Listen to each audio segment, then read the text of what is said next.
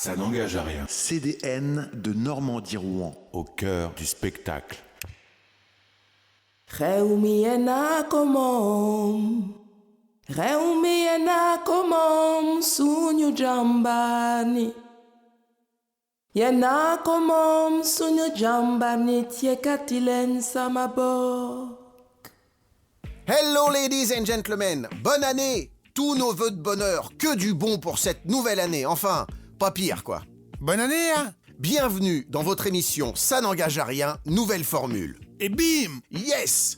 Et toujours en partenariat avec le CDN de Normandie-Rouen sur Radio HDR. C'est bon ça! À l'occasion de l'épisode 47 de cette 9e saison théâtrale radiophonique en immersion au cœur du CDN, j'ai le bonheur de retrouver Madame Lou Simon, compagnie Avant l'Averse, pour la création Insomniaque, dont les toutes premières dates internationales se joueront du 14 au 16 janvier 2025 au Théâtre des Deux Rives à Rouen. 3, 2, 1, 0. Ignition. Lou? Mon grand-père, il a été résistant, déporté. Il est considéré comme un héros de la Seconde Guerre mondiale, donc il y a un héros dans la famille. Voilà, donc je connais pas mal de choses, on va dire, de la Seconde Guerre mondiale pour faire vite. En fait, j'avais jamais entendu parler des massacres de tirailleurs sénégalais, donc déjà c'était quelque chose d'assez particulier. Et quand Jean-Claude nous a dit que lui, il avait jamais raconté son histoire parce qu'il avait peur qu'on le prenne pour un fou, je me suis dit, oui, c'est vraiment notre différence entre lui et moi, et entre lui, mais plein d'autres gens, en fait, qui sont concernés en France, qui ont des grands-parents, qui étaient tirailleurs sénégalais, qui étaient dans les troupes coloniales, et qui ne font pas forcément toujours le lien entre leur histoire familiale et l'histoire française, quoi. En tout cas, dont les ancêtres ne sont pas forcément considérés comme des héros. C'est ce que dit Assa Traoré dans La Déferlante, et c'est très clairement l'endroit où ce spectacle veut se situer. Mes grands-parents ont fait la Seconde Guerre mondiale, ont été soldats pendant la Seconde Guerre mondiale, et ils n'ont pas été considérés comme des héros. Et s'ils avaient été considérés comme des héros, peut-être son frère Adama n'aurait pas été tué par la police, parce qu'on ne tue pas les petits-enfants de héros. Si Jean-Claude, il avait peur de parler parce qu'il avait peur qu'on le prenne pour un fou, c'est une énorme différence entre mon vécu et le sien, quoi. J'ai jamais mis en doute l'histoire qu'on m'a racontée de mon grand-père. Voilà, c'est là où il y a un fossé. Voilà, on a envie de travailler sur ce fossé. En fait, elle est venue à moi, cette histoire-là, par mon oncle, qui habite à côté de Rouen, et qui est prof d'histoire à la retraite. Il s'appelle Jean-Louis. Pour le présenter un peu, c'est un prof d'histoire à la retraite, mais qui a toujours beaucoup de projets. Et du coup, il en avait un jour, il était en train de terminer d'écrire un livre, et donc il m'a raconté cette histoire-là, en fait, avec un ami à lui, qui s'appelle Laurent, et qui est infirmier de nuit à Rouen, et qui a pour hobby de collectionner des photos de Rouen pendant la Seconde Guerre mondiale. Et ben, ils avaient un projet tous les deux, qui était d'écrire un livre sur Rouen sous l'occupation, vu à travers l'objectif des soldats allemands. Parce que souvent les soldats allemands sont venus avec des appareils photos, et ont pris des photos de la guerre, de l'occupation, donc à la fois de la guerre et en même temps du quotidien. Puis petit à petit, en fait, ils ont redécouvert des traces d'un massacre qui avait été quasiment oublié de la population rouennaise et de la population française. C'était encore comme une rumeur, mais le travail d'historien n'avait jamais été fait. Et du coup, ils ont découvert une photo et ils ont changé de projet, quoi. Parce qu'ils ont découvert une photo de plusieurs hommes noirs en uniforme de l'armée française sur une charrette, place de l'Hôtel de Ville à Rouen. Et on est le 9 juin 1940, parce que c'est marqué sur la photo Rouen Erste Tag, donc Rouen premier jour. Donc on est le 9 juin 1940, au moment où les soldats allemands entrent dans la ville de Rouen. Et à partir de là, ils redécouvrent la trace d'un massacre de tirailleurs sénégalais et de civils noirs qui a eu lieu à Rouen le 9 juin 40. Qu'est-ce qui fait qu'à ce moment-là, pourquoi on va à peine arriver à Rouen, rafler des Africains pour aller les fusiller? Sur Rouen, c'était souvent des navigateurs. Ils étaient une bonne soixantaine. Pour beaucoup, ils venaient du Sénégal. Oui, c'est ça. Et il y en a qui ont fait Qui ont fait souche, qui se sont mariés à Rouen, comme mon père, et puis d'autres qui restaient là en attendant de repartir sur des navires pour aller en Algérie ou ailleurs, chercher du vin, du café, du cacao et tout. Ils font graisseurs. Soutiers ? Soutiers, oui. Soutiers, ils travaillent aux machines des navires à vapeur. Mais dans le massacre, il y a aussi ceux qui sont militaires. Ah oui. Ça date pas d'hier, hein, cette histoire entre la France et le Sénégal. Il y avait déjà des tirailleurs dans l'armée avant 1870, hein. Oui, et c'est aussi eux qui faisaient le sale boulot pendant la colonisation. Et pendant la Première Guerre, ils ont décidé d'utiliser les tirailleurs dans les tranchées. Parce que sinon, les Allemands, ils étaient plus nombreux. De la chair à canon. Voilà, ils ont fait tout un travail où ils ont retrouvé la tombe, par exemple, des hommes qui avaient été massacrés. Enfin voilà, ils ont fait toute une enquête, quoi. Et Jean-Louis, il est prof d'histoire, quoi. Donc il raconte super bien les histoires, il est hyper enthousiaste, et il est hyper content d'avoir fait ça. Et puis il raconte toutes les petites anecdotes, toutes les petits détails qui paraissent être pas grand-chose, mais en fait qui sont hyper chouettes, qui remettent de la vie dans cette histoire de mort, en fait. Donc il m'a raconté cette histoire et tout de suite je me suis dit, tiens, il faudrait la transmettre, cette histoire-là. Et à un moment, j'ai entendu une émission de radio sur le déni de notre mémoire coloniale. Et ça m'a fait tilt avec cette histoire d'oubli de massacre de tirailleurs sénégalais à Rouen. Donc c'est parti de ça. Ça n'engage à rien. À la fin de la Première Guerre mondiale, l'Allemagne, qui est vaincue, va être occupée par les vainqueurs. Donc la France envoie en Rhénanie beaucoup de troupes coloniales et des tirailleurs sénégalais. Et là, donc en 1919-1920, au moment où la Rhénanie est occupée, il y a toute une propagande extrêmement raciste qui se développe contre la présence des troupes noires sur le territoire allemand.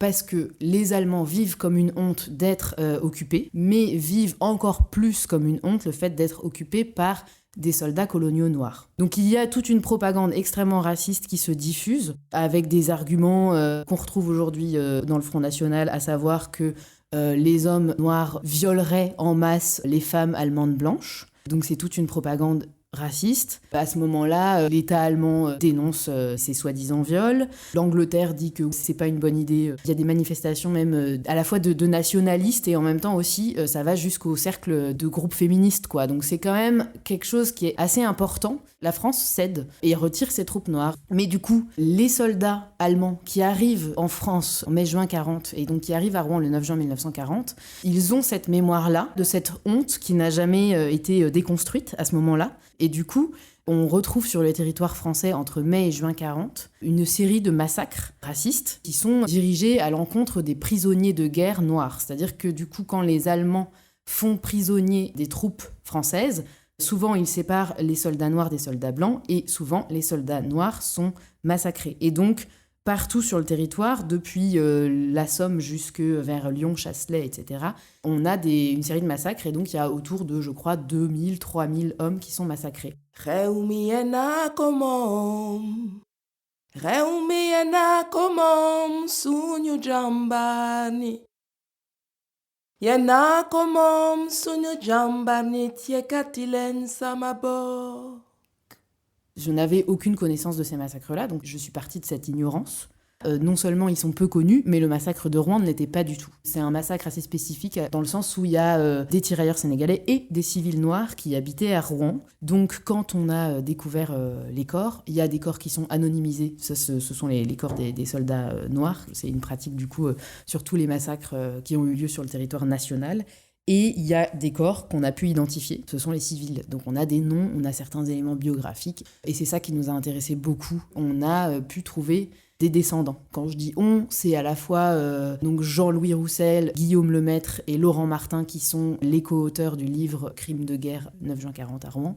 Et c'est aussi nous-mêmes, l'équipe du spectacle, qui sommes allés rencontrer certains des descendants des personnes massacrées. J'ai envie de dire que c'est un peu un filage l'inverse de ce qu'on a fait hier.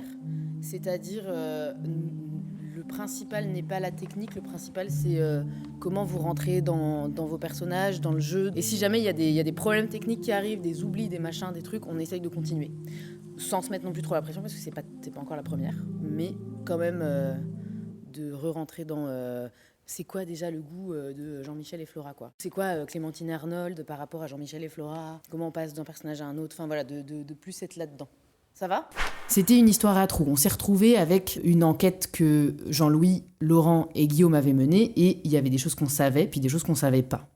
Notamment, juste avant la parution du livre, ils avaient retrouvé la trace d'un survivant du massacre, Gustave Diomandé, qui a survécu à ce massacre. Et ils ont cherché un descendant de ce survivant, mais ils ne l'ont pas trouvé. nous, et plutôt Karim Alcaraz, on a cherché à nouveau des descendants de ce survivant, de Gustave. On a rencontré le fils de Gustave. Et donc ça a été quelque chose qui a complètement transformé la dramaturgie du spectacle, parce que c'est pas la même chose d'écrire une histoire avec des trous, où il y a des choses qu'on ne sait pas et du coup on peut imaginer des choses. Tout d'un coup, le but de notre enquête, ça a été retrouver la parole d'une personne concernée et qui n'avait jamais raconté son histoire parce qu'il avait peur qu'on le prenne pour un fou. Branche, charrette, pavé, mitrailleuse, vareuse, botte, corde, pistolet, feuille, veste, pantalon, terre, mur, mur, mur, porte, terre, trou, terre, terre, balle, balle, balle, balle, balle, balle, balle, balle, balle, balle, balle, balle, balle, balle, chemise, tricot, sang, sang, sang, sang, alliance, mouche, mouche, mouche, sang, mouche, sang, cigarette, lunettes, église, mitrailleuse, manteau, calot, terre, sang, sang, sang, tranché, terre, écorce, tranché, radicelle, portail, tronc, vitre, herbe, paille. Pissenlit. Ça n'engage à rien. J'ai été formée à la marionnette au théâtre aux mains nues et puis ensuite à l'ESNAM, qui est une école à Charleville-Mézières de marionnettes. Je peux pas penser un spectacle s'il n'y a pas de relation entre les vivants et les objets. Il faut que ça dialogue. S'il n'y a pas de dialogue entre les deux, je ne saurais pas faire. On cherche à travers les images qu'on construit au plateau à trouver un peu l'essence de ce qui est vécu par les personnages. L'idée pour Insomniac, ça a été de partir de la métaphore de l'archéologie, puisque comme Nicolas Coutan, le directeur adjoint du MUNAE, là, il nous avait dit, quand il nous a fait visiter le lieu, qui est devenu maintenant un gros bâtiment tout blanc en béton, le lieu il a été creusé très profondément. On n'a retrouvé rien du tout, il n'y a aucune trace du massacre archéologiquement parlant en fait. Il nous a dit il n'y a aucune manière de rentrer de façon archéologique dans cette histoire. Donc nous on s'est dit avec Cerise Guyon, qui est la scénographe avec qui j'adore travailler, s'il n'y a aucune manière de rentrer de façon archéologique dans cette histoire, il faut qu'on recrée une archéologie. Donc on a pensé un dispositif scénique, une espèce de scénographie marionnette faite de couches du sol qui sont empilées les unes sur les autres, qui raconte l'histoire, et c'est à partir de cette métaphore-là qu'on raconte cette histoire-là. Petit à petit, on dévoile, on retire les couches une à une pour mener notre enquête, quoi. On dit toujours Simon, mais en fait, c'est toute une équipe derrière ce spectacle. J'essaye de travailler en incluant vraiment l'équipe. On est plusieurs co-autoristes dans ce spectacle, hein, clairement. Au plateau, Arnold Mensa, Clémentine Pagrimo et Mariama Diédiou, qui est aussi musicienne en live, percussionniste. À la scénographie, Cerise Guyon. À la co-dramaturgie, co-écriture, Karima Alcaraz. À la lumière, Romain Le Galbraché. Au son, Thomas Demey. Regard complice, direction d'acteur par Marion Malenfant.